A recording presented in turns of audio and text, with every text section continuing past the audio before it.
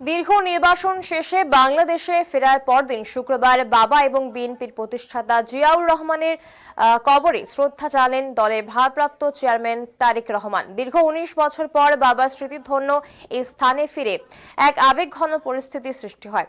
ফুল দিয়ে শ্রদ্ধা জানানোর পাশাপাশি অংশ নিলেন দোয়া মানজাতে।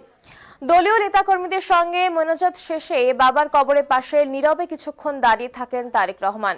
এ সময় তারেক রহমানকে কিছুটা আগেভাগত হয়ে টিস্যু দিয়ে চোখ মুছতে দেখা যায়।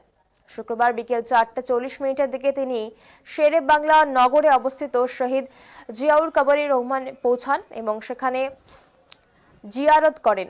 এর আগে ২০০৬ সালে ১ সেপ্টেম্বর বিএনপির প্রতিষ্ঠা বার্ষিকী উপলক্ষে তৎকালীন সিনিয়র যুগ্ম মহাসচিব হিসেবে তারেক রহমান এখানে শেষবার শ্রদ্ধা নিবেদন করেছিলেন।